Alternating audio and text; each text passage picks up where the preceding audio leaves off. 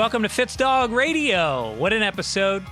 My brother, Joey Diaz, Coco Diaz, Cuban from New York. Fucking life this guy's led.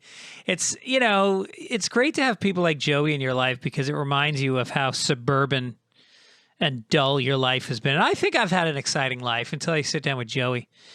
We sat in the Comedy Store and chatted last week.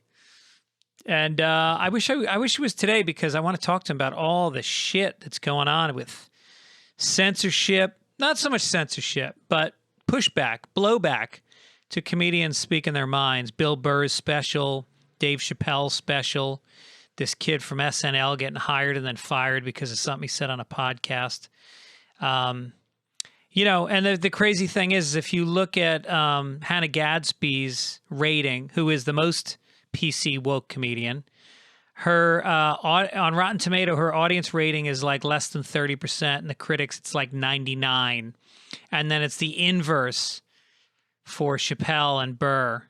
Audience is like 99%, critics is down at 30, and it's just like, who cares what the fucking critics say? I mean, in a perfect world as a comedian, you never factor that in once. And I think of all the comics that I love, Bill Hicks and Carlin and Pryor and Robert Schimmel, Burr, they don't give a fuck.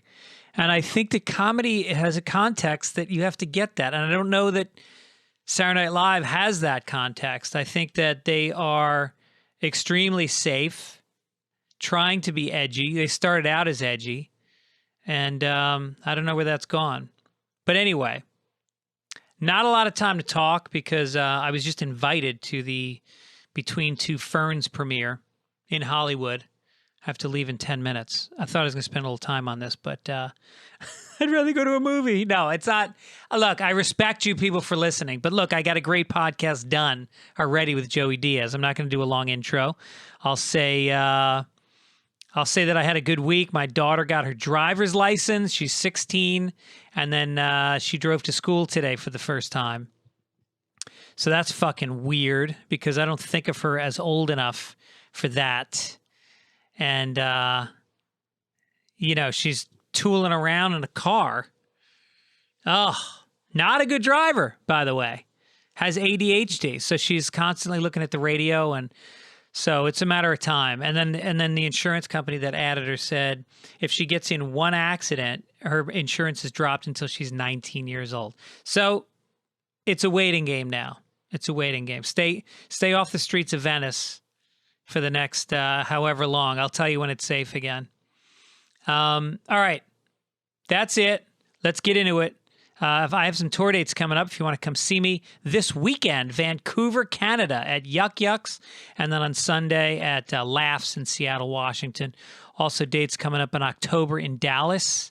Fort Worth, Houston, Cincinnati, San Francisco, Kansas City, all coming up. Go to FitzDog.com to get your tickets. And now here it is, my chat with Joey Diaz. Coco!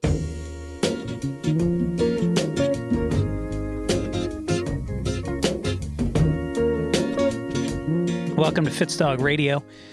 If it sounds a little vacuous in here, we're in the original room of the Comedy Store. I've never been in it during the day. It's still got the allure.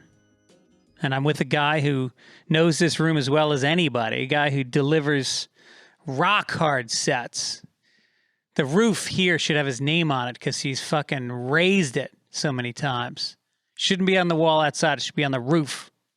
Joey Diaz, what's happening, brother? What's happening? I'm just like you. I'm sitting here watching this.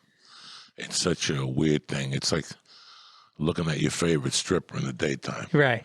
You know, like you always go to a strip club, they look like fucking Bridget Bardot. You see them in the daytime, they look like they just wearing a fucking car bombing and shit. Wrinkles and shrapnel. And, yeah. But look at this place. It's got, you know, you could really sit in here and smell the history. I mean. Yeah. I'm sitting here. The carpet looks great. The chairs are in order. You know, you look at these signs. And it's black. I can't black even, carpeting, black chairs, black stage, black. black curtains, black walls. This is the devil's dining room, you know. That's right. It's the devil's dining room. I mean, this is where you either sell your soul or you keep it. You know, I called you the other morning after we performed here a week ago on a Tuesday night. And, you know, when I first got into comedy, I got a job as a doorman at Wits End, and then I got promoted to sound. But in that meantime, I didn't get on stage. I was a pussy. Yeah. I asked the comedians questions. How do you make a living? How do you do it? I was petrified. But one thing I did was I fell in love with watching comedy, not live on tape. I watched every tape that could have been on comedy. Right. Like every stand-up from Bob Newhart, anything I could find on tape, I popped in that VCR. But the one thing that stood out, the one tape that was Comedy 101 for me, was Rodney's 2 specials. The first one being with like Lenny Clark.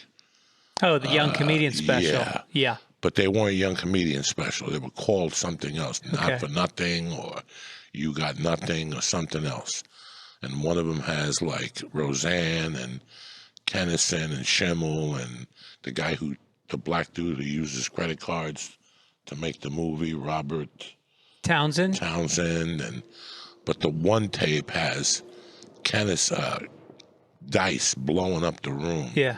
And Hicks following him. Right. And I've always said that if you really want to look at Comedy 101, that's the 2 you have to look at on that tape. But the whole thing, when you watch, I think from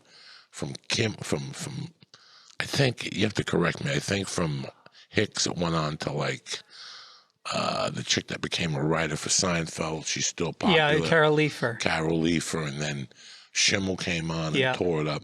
But there was a certain energy in that night, that room. There was a certain energy. Like everything was right. Everything was on. Did they tape it at Dangerfield's? They taped it at Dangerfield's. Which is a little fucking, it's a room like this. Just smaller like this. Than this. Just like this. Down and dirty. And it was so weird. The other night I sat in the back. Okay. Maybe I had 125 milligrams of edibles in me and half an anxiety pill. Okay, maybe I smoked a few joints on the way down here, but I wasn't out of it, and I had no alcohol in my system. And what I usually love to do, what my thing is, listen, if you're going to shoot me, come to the Comedy Store on Tuesday. Yeah. I'm always at the Comedy Store on Tuesday because for me, it's Comedy 101. I sit in Mitzi's row.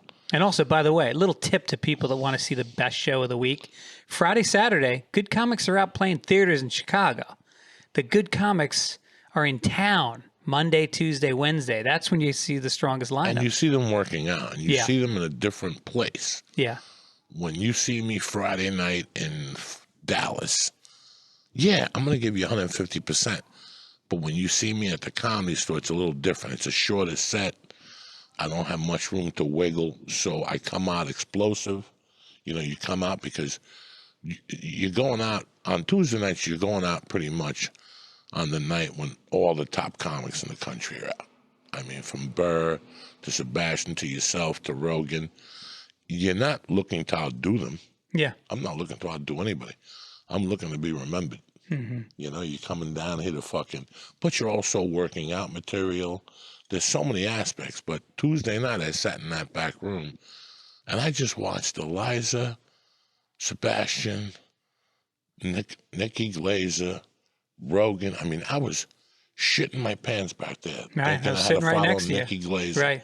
She fucking came in here and leveled the room. Then Rogan took it to a different level, and I called you up that I opened up with a very obscure joke that I had to take a chance. Yeah. Either the joke worked and I would run from there with the ball, or the joke would die and it would be the longest 15 minutes of my life. Was that the one where you used the N-word? Yes. I came out, Rogan was talking about something. It was, the N-word was called for, and you saw the applause. Yeah. It was called for. And I had to take it there. For me to break through, I had to prove to them. What Rogan had done was drew a line in the sand, and I had to go over that sand. Yeah. And then you went up there, and you worked off of me and took them to a different level. And I went home that night. On the way home, the edibles were kicking in. So I thought about every word that I heard. I thought about every hand movement Nikki Glazer made, every pause Joe Rogan took, every time Sebastian clicked his heels on stage. Uh-huh. And I put it together that night when I was laying in bed, and the next morning it was one of the most magical nights of my 28-year career. It really was. There was something about that If night. there was a camera in here that night, yeah, that special would have been one of the greatest specials of the last 10 years. and I think I think you hit it on the head, because when people come down, everybody here wants to be remembered, or at least in that moment they want to be validated. They're not trying to beat each other. Those days are over. That's when you're starting out. Once you get to a certain point, you're not playing against the other comedians. But what you see is a combination of that with new shit. And I think when you're doing new shit, it brings out your natural voice way more than when you're doing a bit that you've been doing for a year. You're getting the natural cadence. It hasn't fit into a pattern where you start beating out jokes, and that's why you stop doing them, is you get into too much of a rhythm. And when you're doing something new, the audience connects to you in a way that there's nothing in between. There's nothing prepared. It's a connection. And it felt like Nikki's up there. She did some roast jokes, right? Yeah. So she's doing brand new shit, and something like that makes it a more special show. It was this room has always been very special to me, because it's been like my prison cell. It's been like the thing I hated the most, Yeah. then the thing I loved the most. Right. It's a very weird room, you know. The other thing is, I'm sorry to cut you off, but that night in the other corner is who didn't go on that night but was just there watching the show. Jon Stewart, Michelle Wolf, Jim Jeffries. They were floating in and out of the room, just watching, just taking it in. Didn't even want to go up. I thought I saw Peter Berg here that night. Who's Peter Berg? The director? Don't know. Berg, whatever his name is. Yeah. I thought he was sitting in one of Mitzi's chairs early Okay. on. It was a really magical night. Yeah. So I try to come down here on Tuesdays. I try to stay down here 3 nights a week. I don't go to any other comedy clubs. No more of the open mics.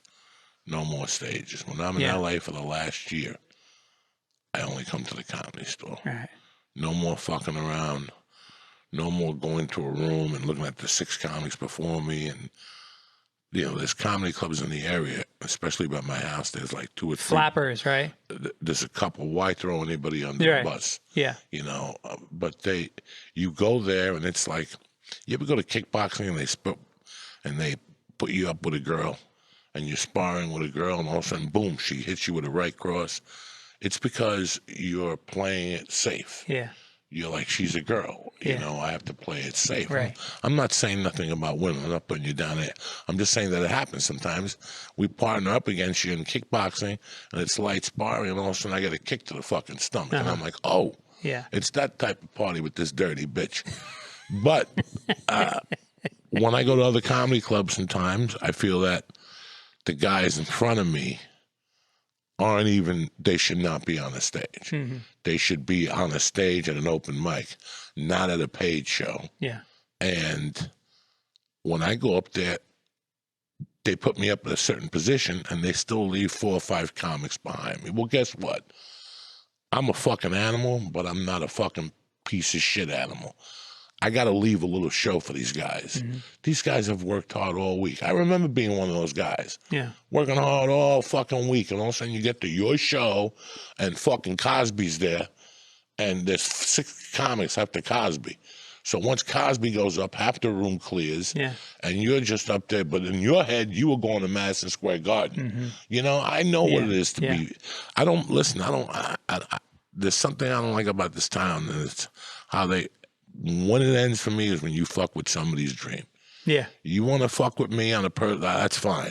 Don't fuck with people's dreams. Mm-hmm. You know, they throw festivals. They put these festivals together. Ain't nobody going to your fucking festival. No, and you're paying everybody a third of what they normally They don't even pay. This one particular festival I was looking at up in Burbank. They don't even pay. And it's like you're making kids fly in and get Airbnbs. I've been there. I know what it is to go, man, this could be my shot. Maybe an agent or a manager could see me and I get off this fucking ship or this whatever run I'm on. There ain't nobody going there. They came all the way out here. paid for a room, sent the tape in, paid $50 for that tape to be viewed. $50 they wanted for that. So for these reasons, I said, you know what? I can't do business with these other places. This is the place that took me in when I barely had sneakers on. So if they took me in them, I have to perform here. This is my first option every night. And after Mitzi died and the Netflix special, after I shot my Netflix special, I made a plan. I had a plan. I had a complete plan of what I was going to do with the podcast. I went home and I overhauled myself. It's like on the way home, I had a long talk with myself. You ever have those long talk with yourselves that you don't really want to have, but it's that time. Yeah. Because you just fucking dropped the ball somewhere, and the ball shouldn't have been dropped. You're not that type of person to drop a ball. So after I shot the Netflix special, I felt so bad that I went home and immediately I took a notebook, went to CVS, bought a new notebook, and just set out a plan for what I wanted for the next 90 days, 180 days, and then for the fucking year. You set up a schedule to write? Like, because I know you wake up and write. Not even a schedule for writing. It was what was going to be my new rules. They included not getting high before the podcast. No more. Really? Yeah, no more. I get high. I mean, I get high in my bathroom. Yeah. Before I get in the car to go to the bath, yeah, I get high. I just didn't want to bring it on the podcast no more. Okay. It was causing too many problems. Okay. You know, I would listen to a few podcasts and I'm like, why didn't I ask that day? You know why I didn't ask that day? Because I was too fucking stoned to think about it. Yeah. I stopped at the reefer on the podcast. I turned it into a no more reef and no more periscopes or reef. I was attracting the wrong people. I was getting these people that I smoke pot because it's part of who the fuck I am. You know, I don't smoke pot to be cool or to celebrate 420 or to put it makes you right. Birkenstocks on and jump up and down. I've never been that 420. I never heard of 420. My 420 is 24/7. I don't know nothing about 420. Yeah. So I got that off. You know, too many people were showing up to the shows that were heads that thought I was going to sit in a circle. I smoke pot with 18 people. That's and they all want to hand you pot after the show. They all want to get high after the show. I don't mind you handing me pot. I can't get high with you. Yeah. I cannot get high with people on the road because I don't know if you had bronchitis last week. You're not going to tell me until we're smoking and you let out a big cough and go, did I just tell you I got out of the hospital? I got AIDS in my lungs. Oh, so you decided to smoke pot with me on a Saturday when I got to tape a show on Tuesday through Thursday. So did he get fucked in the lungs by a gay guy? How did he? No, I'm just saying, like, whenever you're on, Ralphie May, I don't know if you remember this, about 5 or 6 years before Ralphie died, when the problem started was when they fucking had to send a U-Haul with a helicopter on a fucking, did you ever hear about that? No. On a ship? God rest his soul. Ralphie May got a lung infection, like got a really bad lung infection. I forget what you call it, pneumonia. It turned into a pneumonia. And what was happening was, when you travel every week and you're trying to be a nice guy, and I smoke with the doorman in Cleveland, and then I go to Columbus and I smoke with that doorman and 20 people outside afterward. And then I go to Indianapolis and I smoke with 8 people outside. I saw Ralphie coming home every weekend and he was getting worse and worse. He got like bronchitis and it was getting worse and worse. And instead of giving the smoking a break, he would go out and introduce new germs to his body. Yeah. Like when you smoke with people, you're smoking their fucking germs. They're getting germs. And his constitution was weak. He was out of shape. He was overweight. Shape. But the bottom line is that every week you're smoking pot with a person who's got a flu from that region.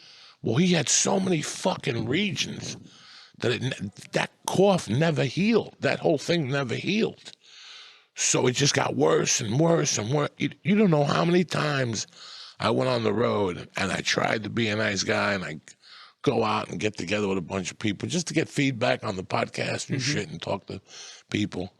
And there'd always be one guy that would smoke a joint, and then 3/4, he would just spit out a lung and tell me how he just had asthma for 2 months, or was in a hospital room for bronchitis, or he just got over the flu. And all they want, they're so excited to smoke pot with you, they don't think about that. They don't think, nobody thinks about that. So, but I think about that because I got to come back and deal with my family and deal with my wife and auditions and blah, blah, blah, blah. And that's part of the things that taking care of you. So, what happened with Ralphie on the boat? They had to take him off the boat. He was in the hospital in Florida for 3 weeks because he had pneumonia. The lung infection had turned into pneumonia. It was so bad they airlifted him off the boat? Well, you couldn't airlift that motherfucker unless you had a Russian tanker connected to a plane, connected to Queen Mao. What's the Korean chink that's sending over missiles? He could get him off. He had like a fucking rope and, Kim Jong, whatever. Because I was thinking about that. I was just thinking about 2 guys holding him in a gurney and walking on that little thing off a ship. Yeah. That wasn't going to happen. Yeah, right. You can't pay me enough to walk across. I ain't one of the Walenda brothers on a fucking little path with Ralphie. We're going into the ocean. So you can't pay nobody enough. He's flying solo. Yeah, nobody who comes, anybody who shows up and go, wait, let me get this straight. I got to walk down that little thin strip with Ralphie like a fucking pirate with some other guy on the other side. We're never going to do it. Ralphie's tipping the scale at a small nickel, depending on what day he is, depending if there was an all-you-could-eat sushi. He's not coming off this fucking ship. Yeah, what'd they serve for dinner last night? I need to know that before I commit to this. So, no, they pulled him off his ship, and he got this is about the time he got busted in Guam for walking with the weed, and the dog smelled him. I mean, it was a joke and stuff, but I looked at Ralphie and told him, you got to stop smoking with people on the road. And he was like, you're right. Dude, I came through Chicago last night. As you know, I dropped off my son for college. We'll talk about that. But we're coming back to, we're in the airport in Chicago, and they've got a big line. Everybody's backed up going through security. I go, what the fuck is going on? I look up, they got a dog, and they make everybody go 2 by 2. You go 2 people through this little gated area, and the dog comes up and he sniffs everybody's asshole and they see if you're okay. And I'm waiting. All of a sudden it occurs to me, I got a fucking a vape pen in my bag, and I don't know if they can smell that or not. No. I didn't know that. And I'm thinking I'll drop it on the floor. I'll kick it to the side because I was back far in the line. And I just said, fuck it. And I'm there with my daughter and my wife. And all I'm thinking is like, because all I'm trying to do is tell my daughter not to smoke pot. That's all I need is to get fucking busted at the airport with a vape pen. And so I went by and this dog came up and he did a fucking lap around me for whatever reason. And then he left and my pits were fucking drenched. So vape pens, safe at the airport? Everything. Just not weed. Yeah. No, weed is safe. It was an interesting article the other day. I don't know who put it up. I think it was on Twitter I read. It was well written. It was about the thin line of marijuana in an airport. Yeah. Like it's something that people want to discuss, but they really don't want to discuss. A couple months ago, LA Times, there was an article that said you're allowed to fly out of LAX with 28.5 grams. You're allowed to fly out. Right. They're not going to say nothing to you. They're not going to stop you. Now, it all depends on the state you're landing and what their mandates are and what their rules and laws are. So that's what you always have to keep in mind. You take edibles with you? I take everything with me. Yeah. I don't want to take a chance. I don't ever want to get somewhere and not have what I need. So before I get on the plane, I'm covered. Yeah. I have my edibles with me. I have weed. I have my anxiety medication. I have my blood pressure medication. You lose my luggage? Yeah. I'm still covered. I got everything. Just in case 24 hours you can't find it or whatever, I'm good for 24 hours. Right. And then you call CVS and they'll ship your medication to the nearest CVS. I've had to do that a bunch of times. Yeah, that's the worst fucking feeling. That's the worst, when they lose your luggage. Walk me through your packing. Sometimes I ask comics that are on the road a lot, walk me through your process from opening the suitcase to walking out the door. How do you do it? All right, so this week I go to Dallas. Yeah. So I leave Thursday. So Wednesday afternoon, I open the briefcase, the suitcase, and I put 3 pair of jeans, 3 stage shirts, 5 or 6 pair of fucking underwear, 5, even though you're only leaving for 2 nights, basically 3 nights. I always overpack. Just in case you shit your pants. I will bring workout shorts, workout T-shirts, my daughter has given me a bag of teddy bears Oh, to bring with me, so when I get to the hotel room, I'm not lonely. that's nice. I have that in there. I put that in there. I put the essentials in there. Just stuff the weed and the teddy bears? Nothing yet. You never want to put the weed and the teddy bears in there because then the smell is in there already. Yeah. And you can't get it out. So you don't want to put the weed in there till the last, before you close the suitcase to leave. Yeah. Because even if you go to stop at one of these weed stores and they have an anti-weed bag smell, even if you buy 2 of them, they're only good for 3 hours. Mm-hmm. So after a 4-hour flight, that weed's going to start stinking. Right. So I put the essentials in there.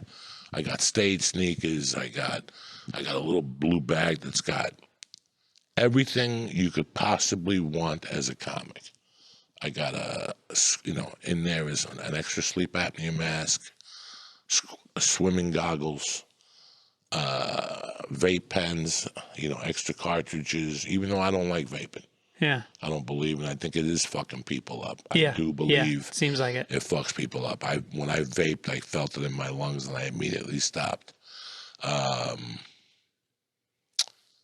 In that case, I have Sweet and Low. I have extra fucking just anything that I might need. Band-Aids, Theraflu. Right. Earwax remover. Just a bag with It's a big fucking bag. No, it's not. It's a bag for a sleep apnea mask. Okay. So I just put it's going to go anywhere with me. Because I got an extra thing in there, a hose and a thing. So I got that in there. That goes in there. Then I take my sleep apnea bag and I take the speakers out, the earphones, and I charge them up. So they're charged. So now I got that party started. Yeah. So that's the first process of it. Then I leave the house and I do whatever I got to do on Wednesday. Then when I come back Wednesday night, I start downloading the Netflix shows. That's me, the night before. I want to watch on the plane, whether it's Narcos Mindhunter. Mexico, whatever. I watch whatever I can. The Sopranos don't let you download. I know. Fucking cocksuckers. They don't let you download them. There's a couple shows that don't let you download. If Netflix comes out with a movie or something that I want to see, Ali Wong's movie or something, I'll do all that stuff Thursday. All right. Now, Wednesday night. Then I get everything ready. My prescription medication ready. On that day that I do the initial packing, that Wednesday, I go to the weed store. And I get, how long am I going to be gone? 3 days, 3/8. Just in case. We don't want to make no mistakes. We don't want no misunderstandings. 3/8. And I want the strongest shit that you want for the green room. Yes. Yeah, 3/8. 3/8. I take... and you bring it in that form and then you roll it when you get there? No, I take it home and I open the casings and I dry it out in the heater. I got a heater in my office. I push that on for 5 or 10 minutes and I get the weed nice and dry, get the stink out of it, and then I seal it. And then what you do is you take your sneakers and you put the weed in and then you put socks in there. Yep. And you save space. And of course. The weed is hidden in there, but... the socks are in the bag and the sneakers are in the bag. The socks aren't put in the sneakers yet. And then what else do I do? Toiletries? Toiletries going last. Yeah. Toiletries going last. In the toiletries, I got extra lighters. I got extra anxiety medication. And I try to hide a joint in there just in case. There's a joint somewhere. Just in case. I tell you, when the plane goes down, I'm in the Atlantic floating around. Something of mine is going to have a joint in it with a lighter, with a baggie. I'm prepared. I'm Cuban. And you're the one they find. Yeah. They see the smoke coming up. Sure. Listen, every Cuban, how do you think they got their fucking birth certificate here in a baggie? Every Cuban has baggies everywhere. When they come from Cuba, they got to put the fucking birth certificate in the baggie. Then it gets wet. So we love baggies. Yeah. White people love duct tape. Yeah. Cubans love baggies. You'll always see baggies at a Cuban's house. The good ones, too. Not the fucking cheap ones. Right. Those fucking good meat select. Yeah. We get a lot of those. Not those fold-over ones on the top. No. So it's pretty interesting. I pack I have a away suitcase. Where you Yeah, I got one of has those. a combination lock and TSA. It's got the charger. You can charge The your phone on charger. it. So it's very. The new ones have the charger. Yeah, I just got one. Yeah, I didn't get the new one. I got the old model one. Now I want to get the new one. I'm thinking of getting a new one, but a carry-on one. Yeah, you got to, but you got to check yours. You got a lot of shit to carry. Why do you bring 3 pairs of jeans? I mean, jeans don't really get dirty, do they? I hate wearing wrinkled clothes on stage. Yeah. Like, I hate wearing the jeans from last night on stage, whether I wore them for an hour or not. Huh. Interesting. So if I do get a check-in, there'll be two fucking pair of jeans. Yeah, you have to cut it down. And then I'll just wear sweats on the flight and an extra pair of sweats for the flight back. What about the winter? You're going to a cold place. What do you do with the jacket? I put the jacket in the fucking luggage. I can't carry it on the plane. Yeah. No. And when I get the baggage on the other side, I open it up and put my winter jacket on. You must have a big fucking suitcase. The away is a big suitcase. I think I got the medium size. Mine is a carry-on. I also pack well. Like, I've been doing it for so long. We've been doing it for so long that we. No, that's why I asked this question, because Brian Regan, he was fascinating because he's anally retentive and he's OCD. So his shit is fucking beyond. There's a book that a friend of mine wrote. I forget what his name was. He was a comic in Seattle. I think he still lives in L.A. I haven't bumped into him in 20 years. He wrote a book that did well on how to pack. Oh, yeah? That did really well as a comic. He goes, I've been traveling for so long. I wanted to show people how to pack. And then I have a sister-in-law sort of that she was in the Army for 10 years. And one day she's like, let me teach you how to pack. Yeah, they know what they're doing. They know. Yeah. So you learn how to pack, Right. you know? Right. And then Thursday morning comes. Let's say I got to take a 5 a.m. flight. Everything's packed.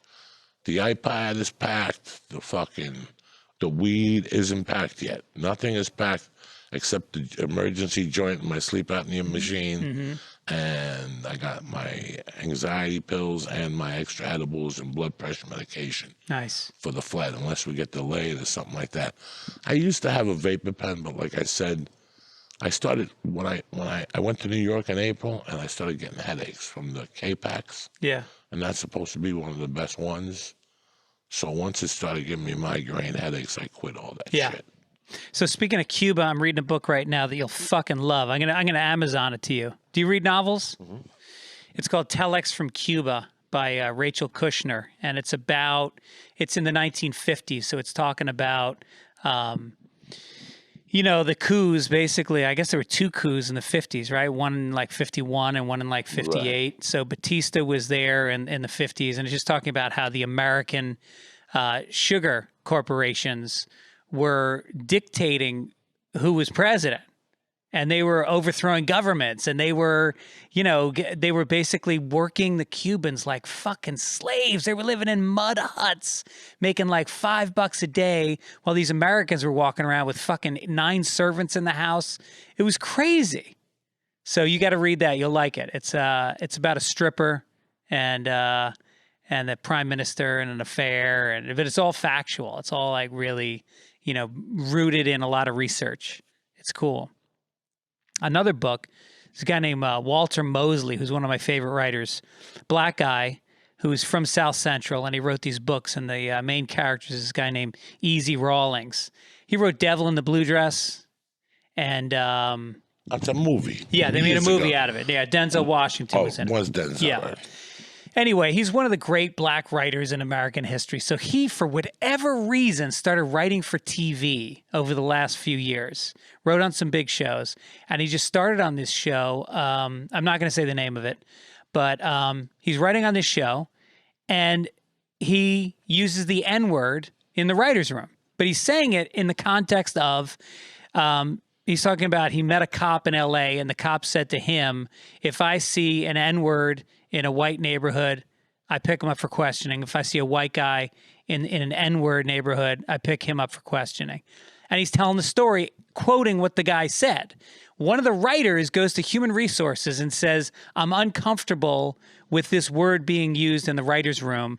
Human Resources called Walter Mosley, an award-winning fucking writer, into a room, and they gave him a warning that he would be fired if he uses that language in the writer's room. And he's black. And he's black. And he said, I am the N-word in this room. And he goes, I've been called this. My people have been held down by this word by white people for centuries. And now those same people are telling me I can't use that word. Where's freedom of speech? So that's where TV is at these days. So he quit. He said, fuck this. I'm Walter Mosley. They were lucky to have him. So I was glad when you used it the other night because I think that podcasts, and I'm saying N-word, he said nigger. And podcasts and stand-up comedy are like the last bastions of true free speech where you can say whatever the fuck you want. I agree with you 150%. Yeah. We are, they released a comedy special last week. What's comedy supposed to be? It's supposed to be joyous. It's supposed to make you happy. I don't know about you. Without laughter, your life has nothing. Yeah. You could have millions of dollars, but if you walk around with that prune face all day, you're going to die, bitch. Right. The beautiful thing about, they just attacked this fucking Dave Chappelle guy last week. Oh, did they?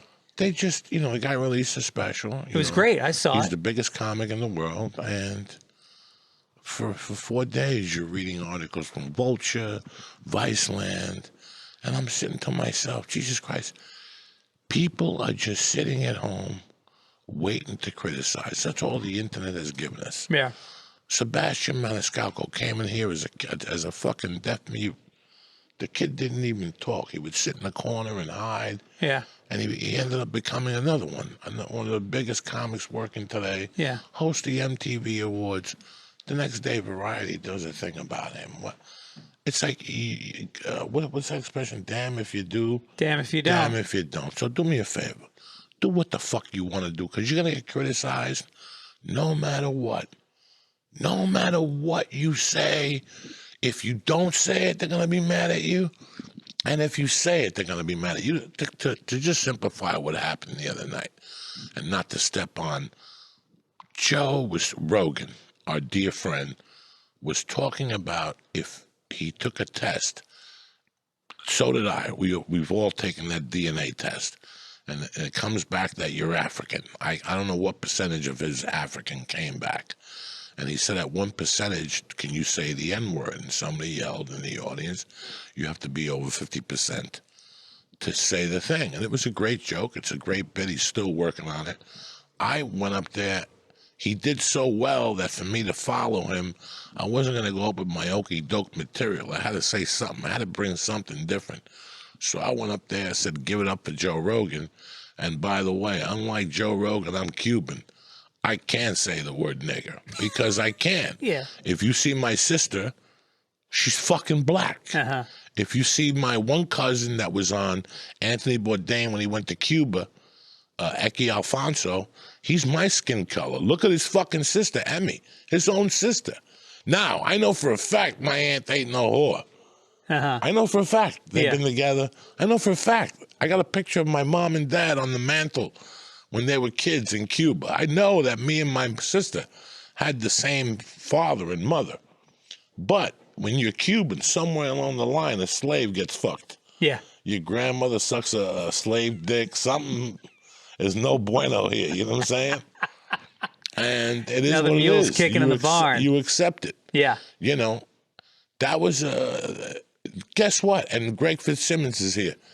I didn't get a letter. I didn't get a person say anything on Twitter, and they all fucking laughed their asses off. Mm-hmm. We all had a great time because it was not being used out of context to offend. It was what the reality of it is. Right. That if you look at my fucking DNA chart, I'm fucking a nigga. I mean, I got cousins and, my whole family is fucking half black. My uncle who lives in Glendale has like a little afro. Yeah.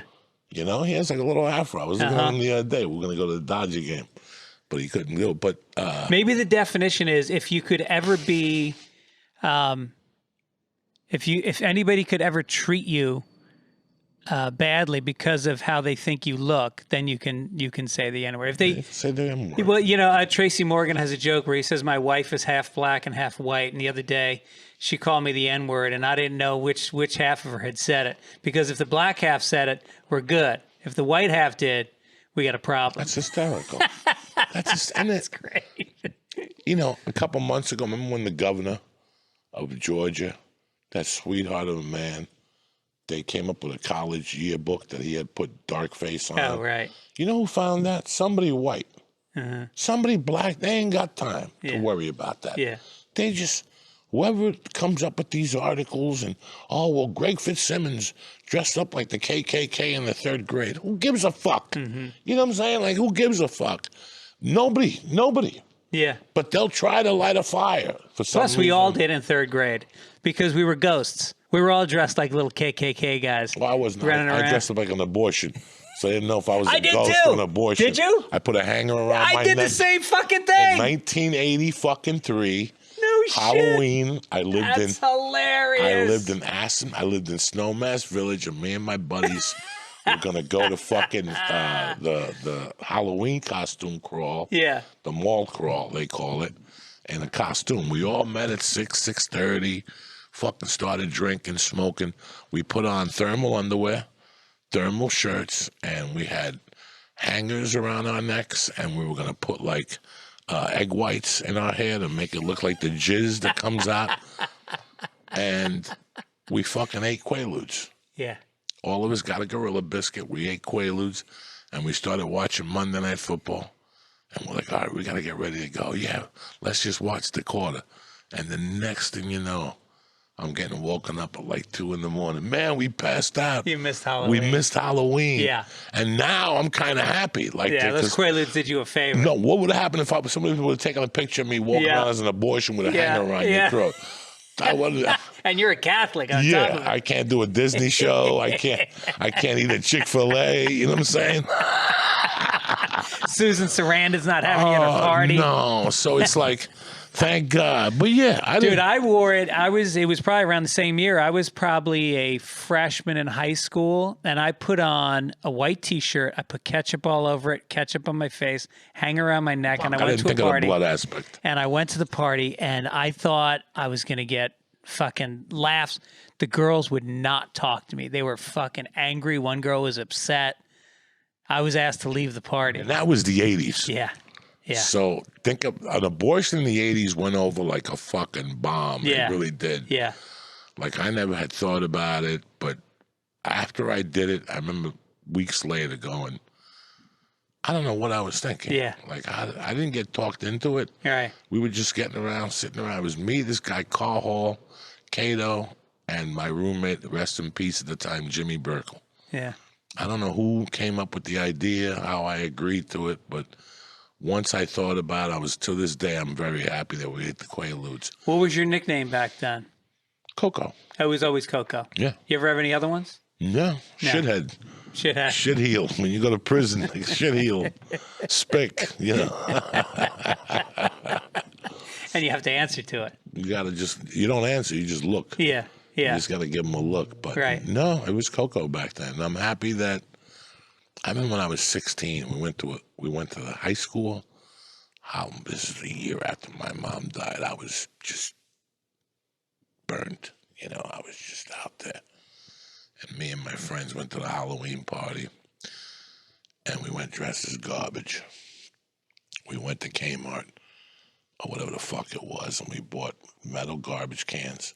We cut the bottoms out, and then we put strings on them, like we put them on like they were farmer pants. And we had like gym shorts and a sweatshirt underneath. And we took the garbage can lids, the metal, aluminum, whatever they are, and we got a bag, and we made them into a hat, and we super glued the whole. In fact, that's one of the kids calling me now that we did that with. And we super glued the bag to the metal, so it was a hat. And then we went to the pet store and got live mice and took strings and connected the live mice by their tails. And we walked into listen to me, we walked into this fucking party, each of us, with strings with live mice connected to them. And we're at this party. There's a bunch of girls. It's the high school auditorium. Yeah. And my friend gets up on the table, picks one of the strings up, and bites the fucking mouse in half. No. Now all of us got to start biting mice in half. People come running up to us, the guys, and they're taking the mice and biting them in half. Women are fucking puking. No Teachers shit. are running out. People are yelling. And I still remember one of my closest friends, Mike Ronnie. I still talk to him today. I still remember him chewing the mouse and me looking at him and seeing the tail wiggle in his mouth. We ate and bit the heads off Damn, mice. that is commitment. Listen, it was the beat. We had 2 cafeterias in my high school. This is how racist my high school was. There was 2 cafeterias. There was the sports cafeteria, and the other one was the spit cafeteria. They just called it the spit cafeteria. Cafeteria B was the spit cafeteria. That's where the party was. It was like our junior year. Yeah. And that was where the party was. And I'll never forget the girls screaming. Fuck yeah, that's Teachers insane. screaming, and we're eating mice, and there's blood all over our faces. Kids are yelling, and kids wouldn't talk to us for 3 days after that. Then my town, North Bergen's retarded. They went on a spree of biting animals and shit like that. But one night I went to a party, and there were these dudes that were a little out there. They were on steroids. Unlike you guys, yeah. We were halfway there. These dudes were deep in. They lifted weights and did steroids. They were a little older than us. I'll never forget I walked in, and they had a table with a sledgehammer and bottles. And what these idiots were doing was breaking glass and eating glass. And the leader of this crew was not all there. They were like steroid heads. I'm talking about 1980. I'm 17. These guys are 20, 21. They were in college. I don't want to drop any names because I don't want people to think they're retarded. I'll never forget the guy telling me, we're practicing on glass because we're going to try it. I guess David Letterman had a guy on in the 80s who ate a bicycle. Okay. He ate a bicycle. Took it apart and ate it. Took it apart and ate a bicycle. I don't know if it was true. I didn't see the episode. Yeah.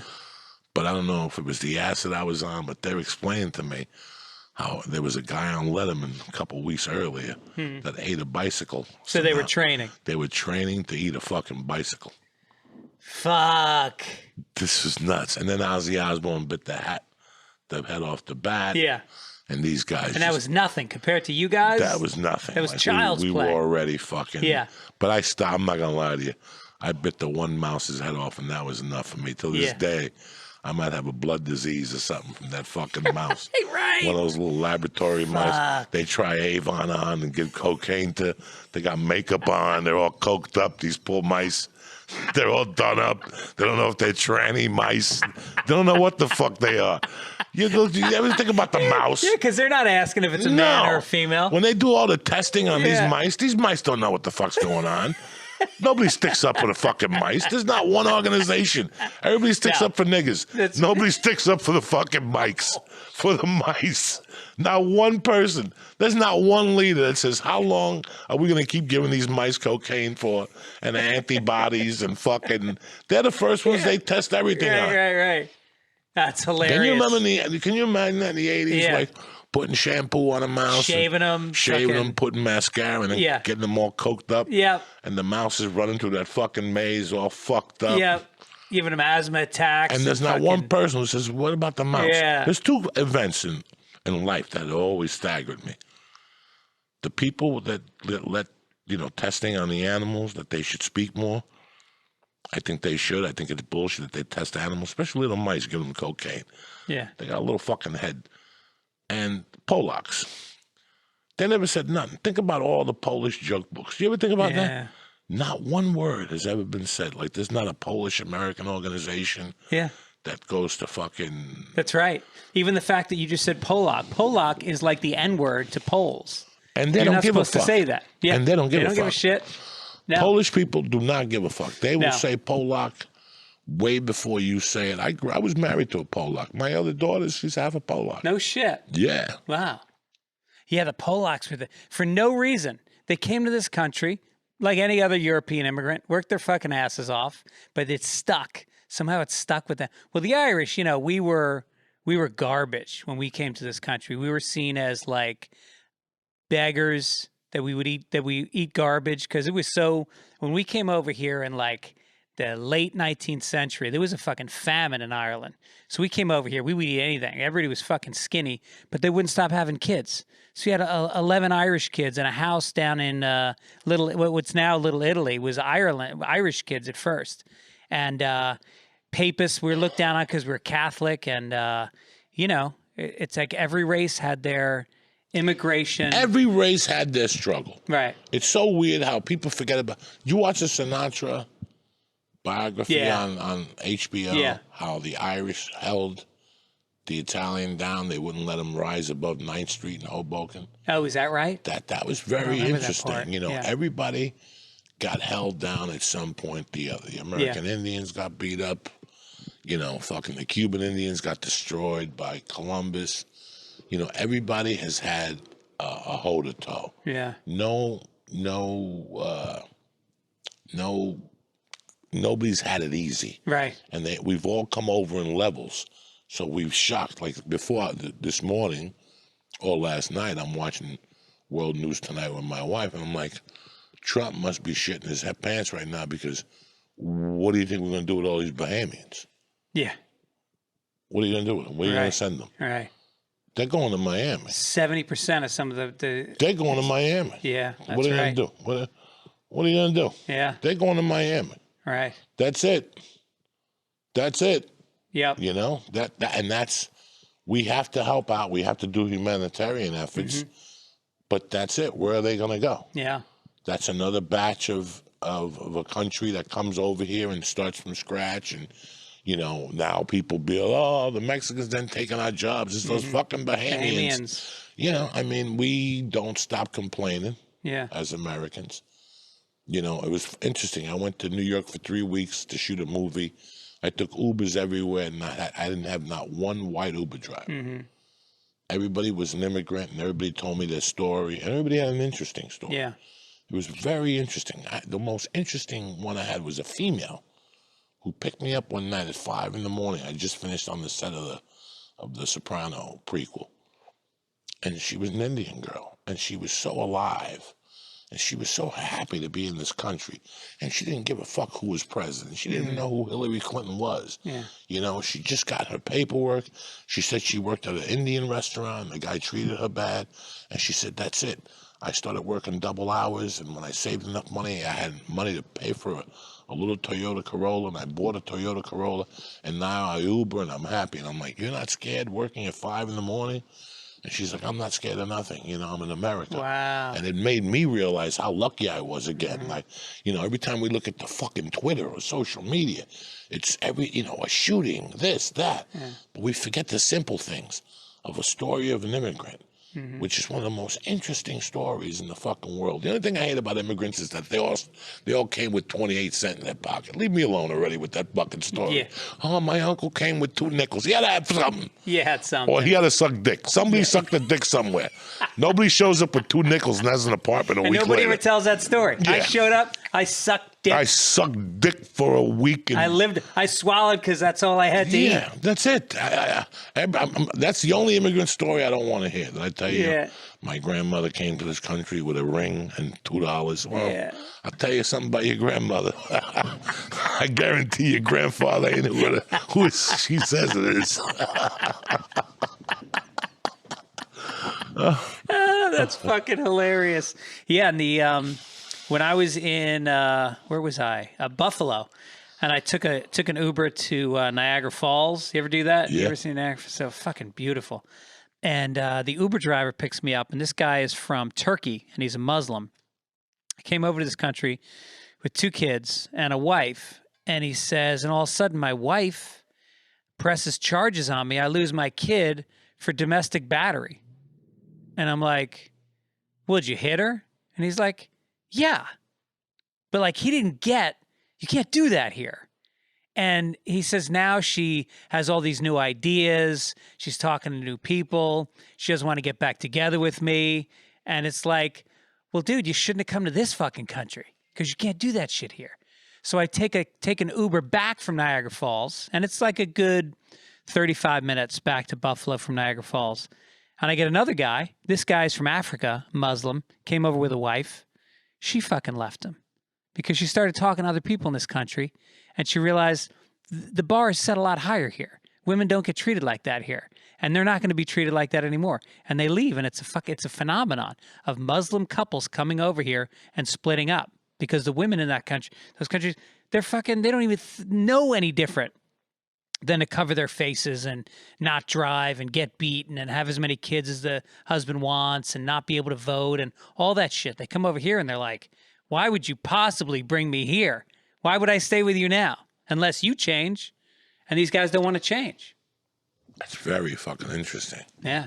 I didn't even look at it that way. They come in, they get off the boat, they walk around for 5 days, and they're like, what's with the mask? Yeah, right. Every day they lose something. Yeah. Every day they're like, what? Why are you telling me this? You Yeah. know, and all of a sudden they're like, fuck it. Right. There's 2 million dicks, and I'm sucking your little Muslim tasting fucking hummus dick that's got sand on it and God knows what else. Fuck you. She's a good. I'm going to get a white guy named Chad. Right. He's got benefits and dental. Right. And his insurance covers the bullshit. It's not like Chick-fil-A and shit. I can rebuild my clitoris. Yeah, I can rebuild my clitoris. It's get abused over there and fucking. Yeah, it's fucking crazy. Hey, you ever cough and fart at the same time? Like you weren't planning on farting, and then you cough, and it comes out, but your asshole's not prepared. Like when you fart, you ready your anus a little bit. You loosen it up. Hold on 1 second. How do we go from Muslims to farting? Oh, because That's I just the did biggest it fucking on the way over here. tremendous. I love it. Oh, you just farted and Happened in the coughed? car on the way over Well, I got here. a better one for you. Yeah, When I take a shit yeah, in my house, I got 3 bathrooms, but I use the back bathroom. yeah. Like a 'Cause gentleman. It's got a door Uh-huh. to the backyard, and it's connected to my office. So what I do is I open up that door, and while I'm getting ready to shit, I start doing bong hits. Mm-hmm. And when you cough, you got to see the intensity of the missile, how it flies out of your ass. Even Kim Hum, the commie, will look at your asshole and say, you're onto something. Everybody's there pushing and pushing. That's a mid-range missile I right do a there. bong hit, and when I cough, the thing just flies out. It's like a fucking, it just comes right out of my ass as I'm going. I could feel it just dropping, just that little string.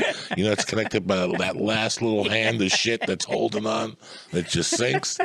And then I wipe a little bit, or I put on the bidet, I let it hit. Yeah. And I keep picking bong hits until all this Yeah. shit comes out of me. Nice. And believe it or not, every time you cough, Oh yeah. it pushes an inch. I get those stumps. You ever get those shits like the diameter is an inch going around, but it gets to one area and it looks like 3 black dicks combined. You don't know why, and you got to worry that that's like you're giving birth out of your asshole.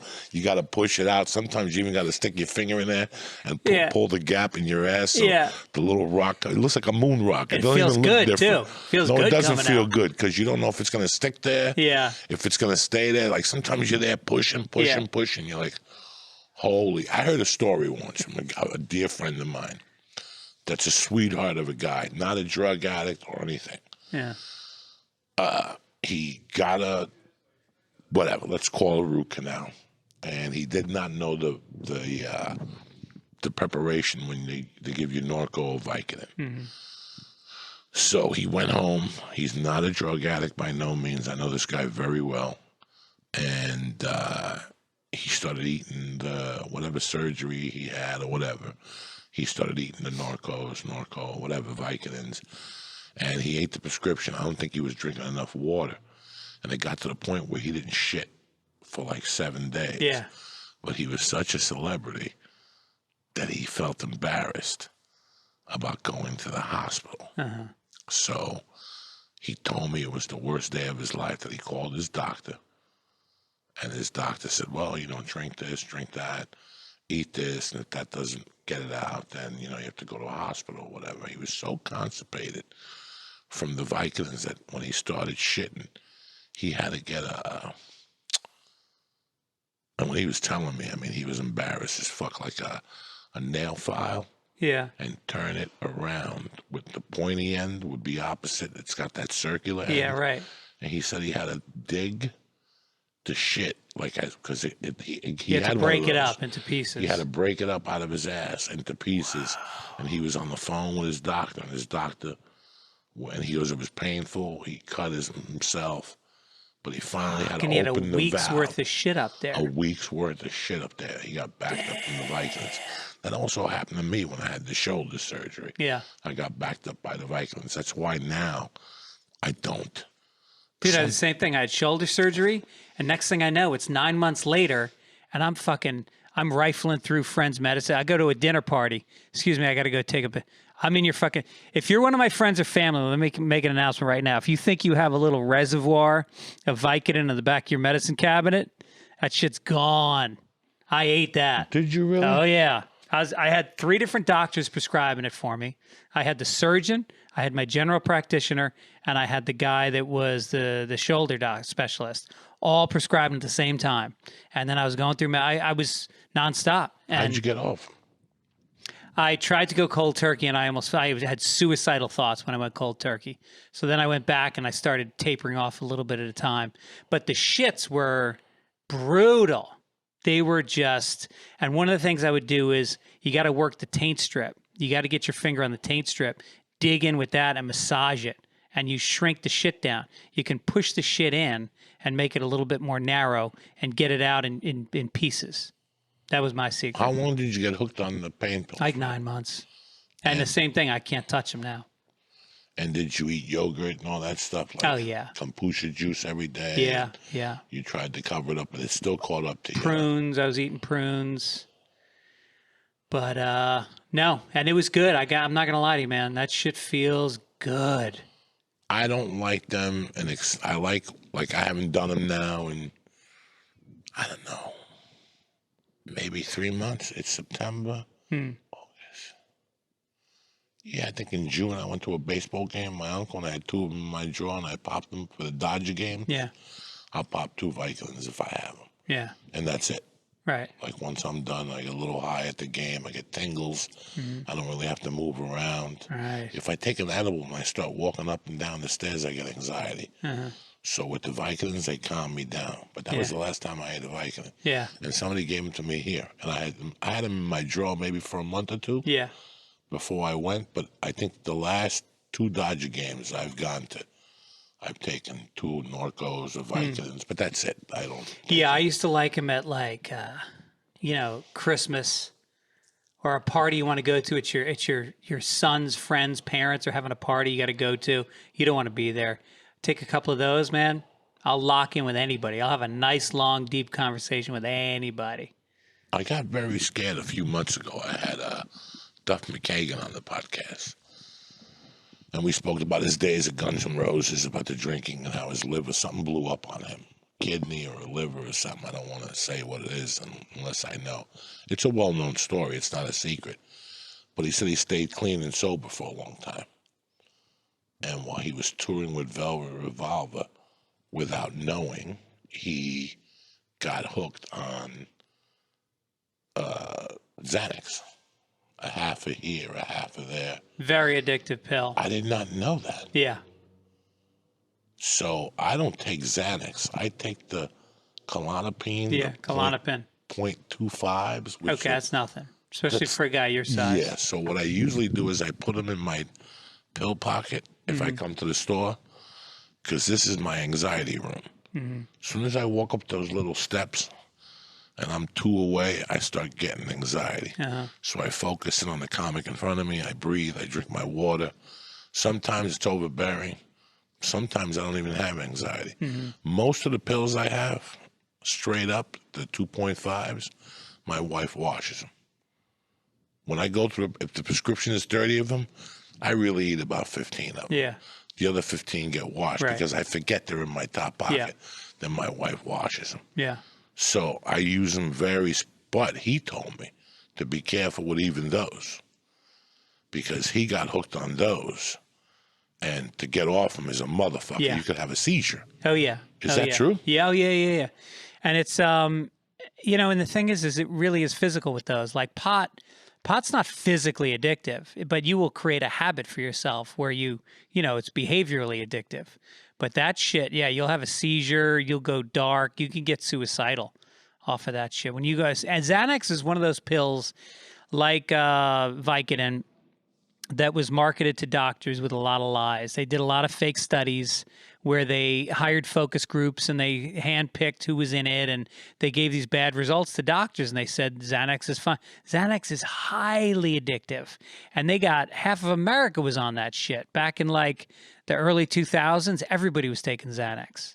Sleeping, it was used as a sleeping pill, anxiety during the day, flying. The doctor would say, oh, you're flying, here's some Xanax. They give you 30 pills. How many flights is this guy taking? You give him 30 fucking pills? That's what they do. They overprescribe everything. And they get a goodie bag and a flight to Hawaii where they give a lecture, but they bring their family for free, and they just keep writing scripts for whatever pill they tell you to. Now, how bad is Xanax compared to Vicodin? Not as bad. Not as bad. No. Physically addicting? Yeah. Now, okay, let's talk about the marijuana for a guy like me.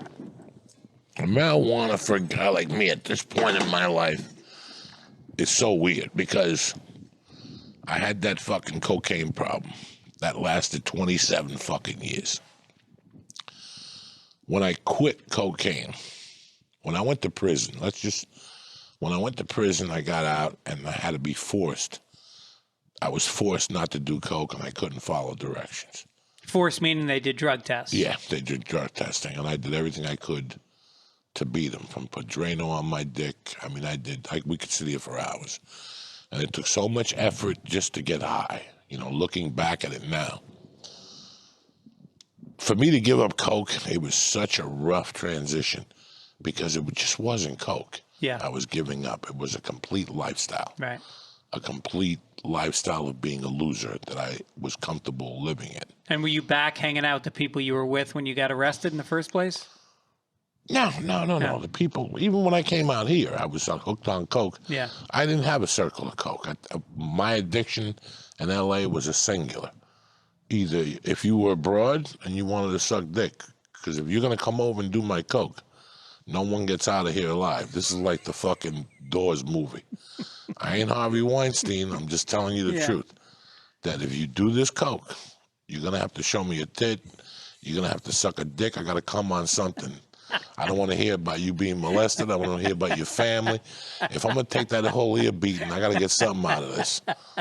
So I would tell be an them, ear beating with coke. listen, the last 10 years from 97, maybe 96 to 2007, I could honestly tell you that cocaine for me was 90%, 60% was hanging out with my friends till 8 in the morning, talking shit. And the other 40 was meeting somebody at a bar. And whether they were promiscuous or not, next thing you know, you're 69 and putting coke rocks up their ass like the guy in Wolf of Wall Street. You're just doing the most disgusting. Yeah. You wake up the next morning, you look at that person, you're like, I can't believe you drank my cum. Yeah. And then I punch you in the stomach, you spit it out, and I made you snort it through a straw. I mean, you would just do the most disgusting things. So the lifestyle was the biggest change I had because it was really connected to my DNA. Yeah. So when I went off the coke, I pretty much went off everything for about 8 days. And it wasn't the coke that I missed. It wasn't pills. It wasn't alcohol. It was the lifetime. It was the marijuana. Right. To calm me down. I get a certain anxiety about 7:45 every night. Every night, if you're with me at about 7:40, you'll start to see me act a little different. Mm-hmm. That's the flashbacks from my Vietnam days. Mm-hmm. Because at that was what time I was making my plans. Greg, you ready to go? What are you talking about? I need a gram. Is it Wade? You ready? Yeah. I'll be right over. Even if I wasn't snorting at 8, yeah, it was in my pocket at 8. I still had to do a spot, so I wouldn't snort till after the spot was done. And then I would run. I would get off the stage. I would hug Rogan, hug Eddie Griffin, whoever was here, and I would zip down those stairs right into the bathroom, and that was my fix. Mm-hmm. Right from the stage, I'd go right to that bathroom. If you were in there dicking around, I'd rip you out by your hairs. Get out. Yeah. I'll be right out. I got to get puke. It wasn't puking. I was doing 2 bumps that I had been waiting all day to do, And then that would go till 8 in the morning, or? Yeah, and then I would just start snorting and, Yeah. whatever. If I went home and I was up, I'd call again and the guy would deliver it to me. And it just became a process that I did it by myself. Shit. From time to time, if I saw a broad and she looked a little bit like she was in, we could get a room over at the Sunset Motel. That sounds great. Yeah. I just want to let you know. Yeah. You got a thong on?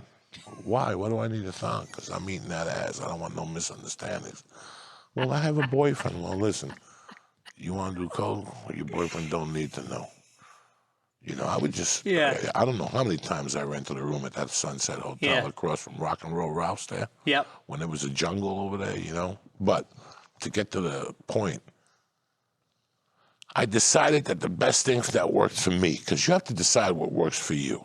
I like NA, and I like AA. I love them. I think they're great programs. I think they're a great support system. I think you have to pick the right meetings to go to for you. Yeah, right. I think like if you go to a meeting in Hollywood and you go to a meeting in Newark, they're gonna be a little different. Yeah. In Hollywood, people are more huggy-feely. In Newark, New Jersey, people are like, shut the fuck up. Yeah. You drank a bottle a day. I drank a bottle in the morning and then went out and ran somebody over with a car. You ever go to an AA meeting in Newark? Yeah. They're real. People tell you to shut the fuck up. I used to go in South Boston. Yeah, and people tell you to shut the fuck up. Right. I'm here because, I can't stop drinking a pint a day. And people are like, shut the fuck up, you miserable cunt. They're like, I was drinking 2 bottles a day with no ice cubes, you fucking bitch. You're like sitting at a meeting like, wow. I wasn't even sober. I wasn't even thinking about getting sober. January of '85. I needed a breather, so I moved in with this high school teacher friend of mine who was still tight with. We still talk every week. And his name is Mr. Fred Terranova. He had 2 kids. He knew what I was going through. So he's like, stay in the basement, cool out, get your head together. I know you've been through hell. And he told me one night, he goes, listen, I don't know if you know this. I've been in AA for about fucking 10 years. Do you want to go to a meeting? And I went to a meeting with him. Honestly, I got to put it up there. Is one of my top. The first AA meeting I went to, I laughed so fucking hard. Just holding it in. There were 3 arguments. Yeah. The coffee tasted like shit. There were Dunkin' Donuts. There were Entenmann Donuts. Every fucking donut in the world. Yeah. Jersey fat people, they're eating meatball sandwiches during the fucking meetings. But there was 2 arguments I'll never forget. There was the one lady who was talking about, and I work at the post office. I'll never forget this conversation. She's like, and from lunchtime to 4, I drink like a pint of vodka, and some guy just like, shut the fuck up, you dumb bitch. Let me tell you something. I was drinking 2 bottles by 6 and driving, and I've hit and run, and they were admitting all the fucking DUIs they had. Like, they were just saying shit. Like, I hit a kid on a bike about a month ago. No big deal. I kept going, like shit like that. And I remember some other kid going, it's like this scene in Scarface. And again, the guy jumped on him. Shut the fuck up. You're talking about a movie. I lived it, you fuck. I had coke under my fingernails. I stabbed 3 Puerto Ricans in '87. I mean, the guy was just going off. I'm in the back fucking howling. And then when I came out here, I tried to go to a meeting. When all my shit was going on, there's a little rehab right now. It's across the street from Hollywood High School. You know where Hollywood High is? Right there, down the block from... Fairfax, right? It's not right here on Sunset. It's on Sunset and it's right after it's Hollywood Shoes, that Broadway shoe store on Sunset, and then there's like a smoothie place, and 2 doors down from there it's an AA meeting place, but they also do when you go to rehab, but you don't spend the night there. Whatever that's called, out of bounds, rehab, whatever. Right. You don't know how many times I signed up there and went, as like a low, because I had no money. I would go, I think I signed up there like in 2002, 2003, went to a couple meetings, got high and said, fuck that, ain't gonna work. Really? And then when I did get clean in '87, I said, let me give meetings a try. I'm not gonna tell them I'm smoking pot, but I'm here for cocaine, alcohol, pills, and all that shit. So I went to a meeting on Fairfax, a block away from Fairfax in Santa Monica. And I walked out of there and I said, I believe in AA and I believe in John and I believe in the book, but Hollywood AA is a lot different than anywhere else. Yeah. Now you got to add the acting element to it. There were people who had AA tattoos and hugs, and then some chick. This is way before Weinstein or anything. Before the meeting started, some woman raised her hand. Ugliest woman I've ever seen in years. She could scare bird shit in midair. One of those women in Hollywood that they don't know how ugly they are. Nobody's told them. And she's like, before the meeting starts, I just want to say that a couple of weeks ago while we were giving hugs, somebody squeezed me a little bit inappropriate, and I didn't appreciate it. And I felt like saying, lady, take a look at you. Who the fuck, nobody's ever thought of squeezing your tit. Look at you. You got hit with the fucking ugly bat, never mind the ugly stick. I mean, she looked like me. She was ugly as fuck. And right there, I couldn't go through that bullshit. I appreciated what they were doing, but I hear that Hollywood has a weird AA system. What's that? It's a lot of networking, I know that. You and I have a dear friend, and she broke it down for me. She was sober for 4 years. And she told me while she was in AA, the 4th year, she was approached by somebody in AA, and they said to them, like a group of fucking Gentiles came up to them, and they're like, they went for coffee afterward or whatever you do after AA. And they were talking, and the girl mentioned to her, have you not gone to get diagnosed by Dr. John? I'm not saying the guy's name. I don't even know what the guy's name is, so it's not like I'm hiding the guy's name. I'm just saying it. It was like, a Hollywood table. Oh, my God. You don't know Greg Fitzsimmons? Oh, I love Greg Fitzsimmons. He's amazing. Like they were doing all that shit to him. Yeah. You haven't talked to Dr. Smith yet? Everybody goes to Dr. Smith. Yeah. So he's a doctor that treats AA people in this town. And what he gives you is he starts telling you you're bipolar, and next thing you know, you're an addict. Yeah. Because he's giving you Adderall, he's giving you Xanax. I mean, this girl was telling me what she was getting, and I'm like, whoa. Yeah. You were just an alkie. That's it. So he saw vulnerable people. Yeah, when did all this shit start? Where they were giving her, she was bipolar, and now she was taking fucking, that's liquid speed, whatever that shit is that they give you if your kid's a little fucked up. Ritalin. Ritalin. She was taking Ritalin, and she was doing this, and now today we don't even talk. Yeah. Because she's out there. She's been having suicidal thoughts for 4 years. Really? Yeah. It's not bueno. Oh, I know who you're talking about. But it's got to stop. Like when she told me about that, oh, no. These guys aren't really clean. Yeah. They just don't drink. Right. But they're doing everything else. Yep. Because she used to tell me that one of the ways she made money was by getting her Valium prescription, her Xanax prescription, that one of the girls would buy it from her for double the price, would give her double the street price, like $14 a pill, because that's the only way she could come when her boyfriend would eat a pussy. So the only way she could come while she would eat a pussy is by taking Xanax. Yeah. It would help her come. So she was like a Xanax freak. Right. Just to make a pussy come, and she would sell her Xanax to Wow. her. But she showed me one time. She showed me her medicine row of pills. Yeah. They were just what people like you and I call when you substitute an addiction. Right. What's that called? A transfer of addiction. Okay. I love when people go to a rehab and then you see them one day and they got sweat gear on and they're drinking water and they're sucking the water out like, oh my God, I love water. Right, if you're not working out every 12 hours a day, I know a guy that I saw go from snorting blow to fucking working out. Yeah, but isn't that better? To become a skeleton? Like he got so infatuated. Yeah. That transition of addiction flipped on him so much. So you get addicted to the working out. Listen, you get clean off cocaine, you start working out, it makes you feel better. You get clean off Oxycontin, you lift weights, you go for a walk with your father, you run, it'll make you feel better. It releases endorphins, whatever the fuck in your mind that make you feel better. When I start getting obsessed with it, that I'm on a treadmill for 2 hours a day. He opened his workout day with a treadmill, an hour on the treadmill in the morning and an hour at night. At midnight, he'd be down in his building. He's a rich guy. Yeah. This is how I know. He would tell me. Yeah.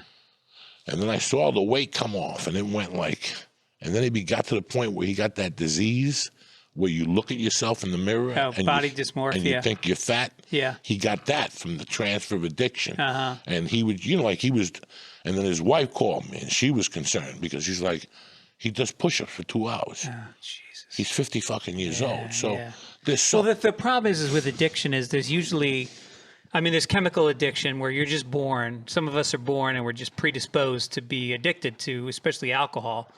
But there's also self-medicating, and that's what most people What are. is the definition of self-medicating? Well, I think it's when you self-medicate, with pot. Pot makes you deal with your anxiety on some level or whatever's going on. But I also think that underneath it all, I think you've got a lot of pain from your childhood, from your mom dying. You had a lot of trauma.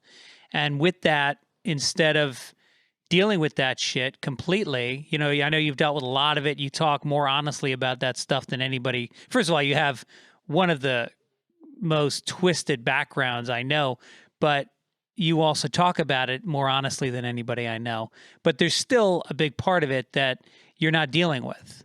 And so, you drank or you smoke or you were doing Coke all those years, and it's a way of not dealing with it. So when somebody gets off the substance and they transfer it to working out, or drinking fucking 20 cups of coffee a day or becoming a workaholic, then you're not dealing with what caused it in the first place. You're just still running away from what the big issue is, which is why I think with getting sober, meditation is huge. It's a way of stilling the mind. It's a way of just allowing you to feel whatever you're feeling instead of having to say, I got to feel good. And if I'm not feeling good, well, then I'll take something that makes me feel at least numb and not feel the bad feelings. And so I think that with getting sober, look, therapy is not cheap, but if you can afford to go to therapy in addition to 12-step meetings, because I went to 12-step meetings and I'm like you, I believe in it. I believe in the steps. I read fucking Melanie Beatty, I read every day. I open up the daily meditation and I read it every fucking day. And I went to Al-Anon meetings for a lot of years because of my dad. And AA didn't work for me. I had a similar experience to you. I go to meetings in LA. I had 3 different people come up to me and go, oh, hey, you're Greg Fitzsimmons. Hey, I got this project and you don't do that at a fucking meeting. That made me never want to come back again. I'm trying to be vulnerable. I'm trying to be there and have you see me for being a vulnerable person that needs help and support, not somebody that can help your fucking project. I knew people who went to AA meetings, especially the one on Radford. The big one is the one on CBS Radford. Yeah. That's the Monday night one. I've heard people cutting deals there. Yeah. I knew a guy for a fact that's a piece of shit in this town that cut a deal. He told me once. He goes, you know what I do? I go to the AA on Mondays up in Radford. Right. That's where all the heavy hitters go. Yeah. Monday nights. They've been doing that meeting for years. Yeah. And he goes, you go in there, you mix in, tell them whatever they want to hear, and they'll start using you. And I was like, what the fuck? Yeah. You're going to go to an AA meeting to make contacts. You go to an AA meeting to help people, to help yourself, to listen, to share the stories. Wow, you think I don't want to tell you this, Greg. I sucked 12 dicks the other night. That fucking guy sucked 18 one night. He said it the other night during the meeting. You're like, oh, I don't feel that bad right now. Right. It helps you really heal. Yeah. Generically. I really believe in 12 steps, Yeah, and I mean the self-discovery and the fourth step, the apologizing. Right. The courage it takes. If you don't think I use those concepts in my life, like today, I pretty much apologize to everybody who I thought deserved an apology from me. There's people who come to my shows that we talk and we take a picture, but they and I both know I robbed them 20 years ago. They know I robbed them. And before the night's over, at one point, I'll pull them aside and go, I won't cop to it. I'll just say, hey, that thing that happened 30 years ago, I'm really sorry about it. And they'll look at me and like, oh, I forgot all about that. And that's it. Now we communicate on Facebook, and now it's all forgotten. I've used those principles from AA in my life today. Apologizing. I've used the higher power concept. I think that's worked for me. Well, I think the thing that you and I have an advantage with that is so many people struggle with the first step and what their higher power is, or is that the second step? And I think when you grow up Catholic, I had a good experience with God. I had a great communication. I felt him. I didn't feel like he was this omnipresent, I didn't feel like he was a guy that was punishing me. I felt like he was a guy I could talk to. And so when it came time to give myself over to that higher power, it was already there. And for a lot of people that don't have that, they really struggle because they think, what is this, a cult? And I don't have a higher power and, all that hokey religious bullshit. And it's like, yeah, but you have to redefine what the power is. It can be nature. It can be as simple as the way the trees fall, the way the leaves fall off the trees. That's the higher power. The fact that it's happening all around the world, the fact that, babies are born and elephants fuck and like that, that's the higher power, that nature happens. And it can be, make it fucking Marvel Comics. Doesn't matter. What's the number one step? Coming to terms that you're an addict. I think it's, it's realizing that you're not in control. It's so weird how that step, in other words, is basically taking claim for your responsibility. Right. That's what they clean out the words perfectly to, assert yourself that you've lost control. Yeah. To admit that you're an addict, you right. know. But that's also, for me, it was going to Weight Watchers, doing the app in life. What did I do for Weight Watchers? Doing it for my life, which was being accountable for everything. Being accountable. Today when people ask me who shot Kennedy, Joey Diaz, because it was Joey Diaz. You didn't know that? I knew Cuba was involved. Yeah. Who robbed this guy, Joey Diaz? Because I claim responsibility for my shit. Mm-hmm. Once you start claiming responsibility for your shit, your life becomes a lot clearer. Mm-hmm. When you're walking around, when I come up to you, Greg, that first time I came up to you in Boston, I said, man, you might have a little problem drinking. You're like, nah. You know what I'm saying? Like, everybody says, nah. Yeah. And then you think about it. You're like, nah. So the most important step, and for me, it was even going to prison, was not claiming responsibility. The judge said he'll never get in trouble again. This guy will never have another problem in his life again. But I don't know why he just doesn't claim responsibility. Yeah. I kept going in there fucking driving them in circles. It was like a Law and Order interview. I just would take them down one way, talk to them about Abe Lincoln. They're like, tell us about the kidnapping. Listen, you ever hear about Abe Lincoln? They didn't know nothing. I was driving them crazy. And all they wanted was for you to say, I did it, and I'm not going to do it again. That's it. And I did it for 3 or 4 more years. But when you become a comic, you really have to become accountable for yourself. Mm-hmm. You really, I tell a story that I had an open mic buddy that was just terrible. Sweetheart of a guy. Had a sugar mama who bought him all the top line promotions. He was shooting $300,000 specials when he was an MC. When he was an MC, when he was an MC, he had a woman who would the club wouldn't headline him, so she would rent out the club on Tuesday. Give him like, what do you want for the club? 3 G's? I'll give you 5. Uh-huh. Don't come down. There's my boyfriend's night at the club. This is when I was first starting. Great guy. I don't even think he does comedy. Last time we had a conversation, it wasn't a good one. He was terrible, but he was so delusional. I swear to God, I never saw him get a laugh. Uh-huh. But he would have a tape recorder, the little tape recorder, and at the end every night I'd see him banging the tape recorder, and I go, "Oh, what's the matter?" And he goes, "This fucking thing don't pick up the laughter." Oh, he was so delusional. Yeah. He was so delusional that. No, I got somebody I know who had a big career, had a sitcom, things were going great, and things fell apart. By her own volition, she had a big ego. She was pushing people away. She was being a diva. It all went away, and ever since then, she's been chasing it. And this is 20 years ago. And she's still talking on Twitter with her 3,000 followers, talking about how this next big deal is coming next week, and they're all going to see. And I killed last night. This club owner won't headline me. It's because he hates women. It's all this stuff put on everybody else. And it's so sad. I don't even follow the social network, but people forward it to me because they know I know her. And it just makes me so sad because she's a funny person. Obviously, she got a TV show based on that she's a funny person, but her inability to get past having to project and somehow believe something that she knows deep inside isn't true. You got to get rid of all that shit. You got to start from scratch every fucking night. Like you said, when you see those two stairs that come up into this room, you got to look at those two stairs and go, all right, I'm walking up those stairs. Not some fucking superstar I'm pretending to be.